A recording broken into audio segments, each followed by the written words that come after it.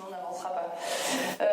Madame Rousse, une intervention pour l'ART. C'est un témoignage et peut-être expliquer la relation entre l'ART et la Commission européenne aujourd'hui sur la régulation au niveau européen qui semble dans les bureaux, dans les études, on va dire.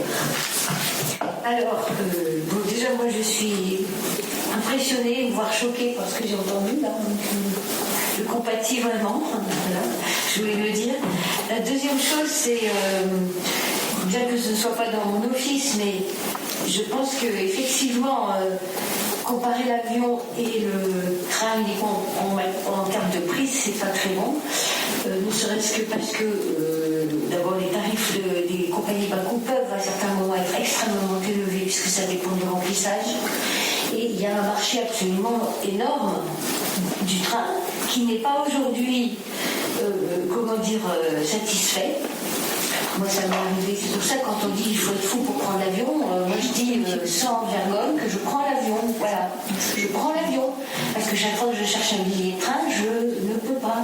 Il n'y a pas de place. Voilà. Donc, je pense qu'il faudrait, puisqu'on voit que c'est difficile de faire avancer les choses rapidement.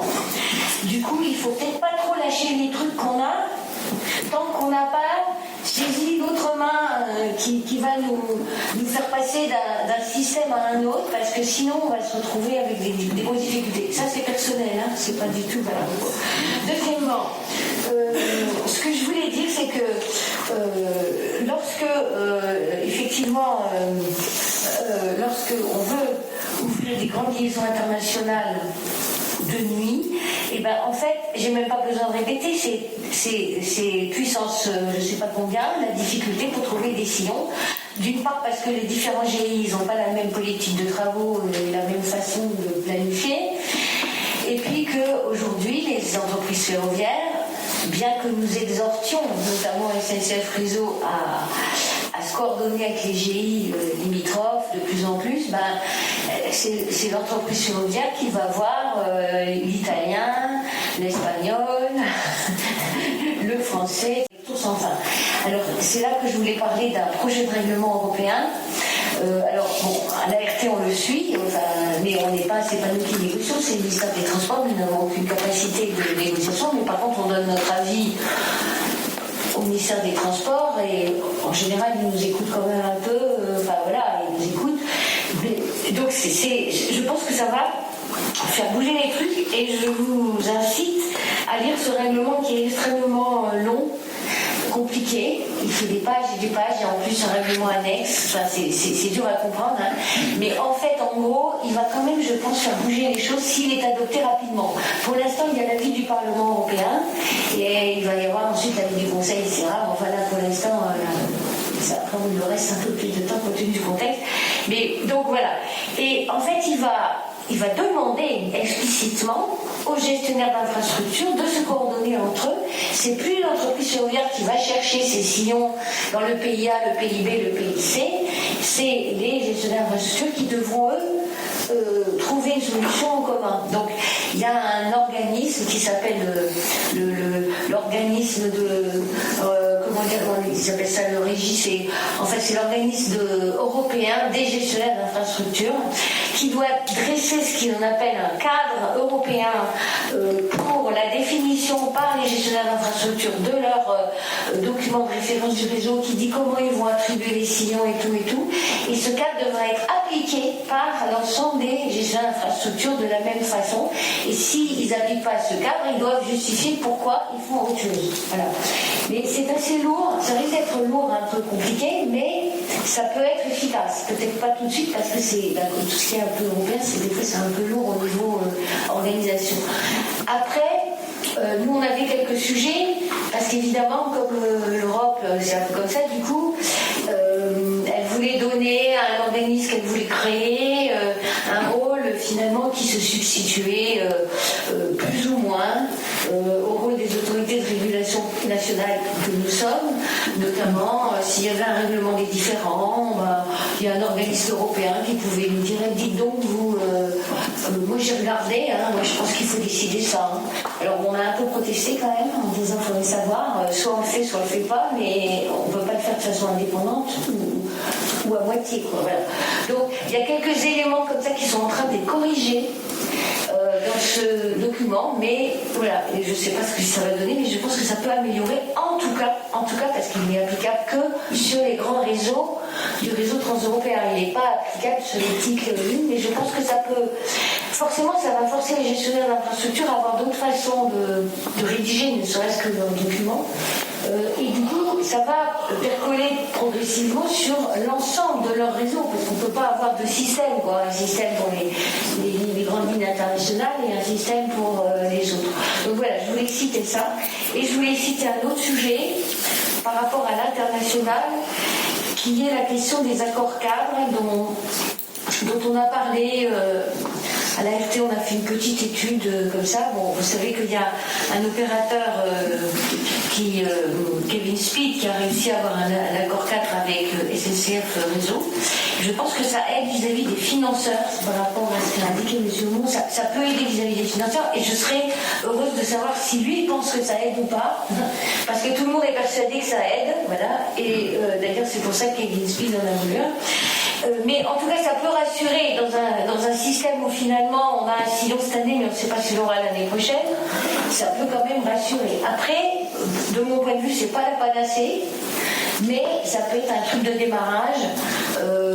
Voilà, quand on veut démarrer un nouveau réseau, ça peut donner un coup de boost. Voilà. Et puis la dernière chose, et ça c'est tout à fait personnel, ça n'a rien à voir avec l'ART, mais je me permets de le dire quand même, puisque je viens de l'aérien, où les avions sont quand même beaucoup plus chers, semble-t-il, que les trains, et où il y a un marché, où il y avait, quand j'étais jeune, il y avait des compagnies de charter qui naissaient comme ça, qui achetaient ou qui prenaient en leasing 2-3 avions et qui commençaient tout de suite à démarrer, et jusqu'à ce qu'Air France les flingue, enfin, en tout cas, ils arrivaient quand même à avoir du trafic en attendant. Et donc, moi, je dis, il y a quand même un sujet par rapport aux constructeurs, parce que tant qu'il n'y aura pas un constructeur ou des constructeurs un peu en longue limité qui décident, écoutez, on va faire un modèle, et ce modèle, avec des modifications éventuelles, mais cadré, il va s'appliquer à toute l'Europe. Parce que si c'est la France fait ça, l'Allemagne fait ça, l'Autriche fait ça, etc., on n'aura jamais un marché de machines, de matériel roulant suffisant. Et du coup, quand on dit qu'on va chercher une entreprise de leasing, je ne vois pas très bien quelle entreprise de leasing peut accepter. Non, mais il n'y a pas. Voilà. Donc, actuellement, il n'y a pas de voiture voyageur. Voilà. Donc c'est clair. Donc je pense que c'est important, peut-être, si on va voir l'Europe, ce serait peut-être de dire, écoutez, enfin plutôt d'avoir une réduction, par exemple, sur les coûts de location, de dire, est-ce qu'il n'y aurait pas à faire un projet européen, d'un produit européen de train de nuit, avec éventuellement différentes variantes, voilà, et qui ensuite pourrait être vendu et devenir un vrai marché. Merci. Je vais juste rebondir sur le point matériel, puis sur les accords cadres. Le matériel, alors nous, on a galéré, mais on a trouvé un partenaire dans les pays de l'Est, super constructeur, qui avait pile la bonne dimension pour nous. C'est-à-dire qu'on pouvait être livré rapidement sur la base d'un produit qui avait les homologations européennes. Il y avait quelques spécificités sur l'intériorisme qu'il fallait qu'on valide encore sur les normes fumées italiennes, sur certains points, mais on était sur la base d'un produit scalable, enfin, qui peut être déployable, merci beaucoup, pardon, pour cet anglicisme, mais on avait ce constructeur. Il a été d'ailleurs, pour être très clair, pour être honnête, parce que je peux tout dire maintenant, il a été validé par deux des plus grosses Rosco européennes. Parce qu'à une époque, on a un pré-contrat avec les normes Rosco anglo-saxonnes, et on n'arrive pas à lever les garanties dont je vous ai parlé, et du coup, on n'arrive pas à avoir le capital nécessaire pour lancer la première ligne. Ça a été une phase où on a failli réussir, et la deuxième phase où on a failli réussir, on avait tous les capitaux nécessaires pour lancer notre compagnie. Il nous manquait des garanties, et la dernière Rosco nous a lâché au dernier moment. Mais pour revenir sur ces idées-là, les Rosco, elles n'ont pas de voiture voyageur, elles n'ont pas de locomotive voyageur, elles s'en foutent du voyageur, et si elles devaient rentrer dans le voyageur, elles rentreraient par les DSP, elles rentreraient pas par l'open access. Et donc, à partir du moment où c'est ce qu'il y a de plus risqué, on en revient toujours à la même chose. Alain Rochère n'est pas un poète. tous ces camarades ne sont pas des poètes. Donc si on veut que les mecs viennent mettre du pognon dans le ferroviaire et dans les entreprises privées, il faut que l'État prenne sa part et dise on en a besoin, on en veut, on peut garantir vos risques pour que vous puissiez y rentrer et faire ce premier pas. L'État ou l'Europe, pardon, l'État ou l'Europe. Mais ça c'est clé. Pour revenir juste enfin plus que les constructeurs c'est pareil. Si l'État balise que les fournisseurs prennent le risque, les constructeurs vont dire il y a un marché, on va se bouger, on va sortir des voitures.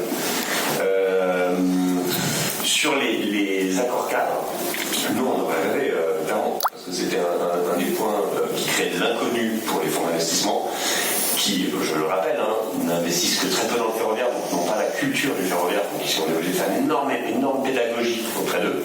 Et le fait de ne pas pouvoir avoir d'accord cadre était extrêmement préjudiciable. Néanmoins, les accords cadres des SNCF Réseau sont faits pour des opérateurs qui font, je crois, si je dis pas de bêtises, 4 voyages par jour. C'est capé. Donc un voyageur, un opérateur de train de nuit. Un opérateur de train de nuit ne peut pas faire 4 voyages par heure.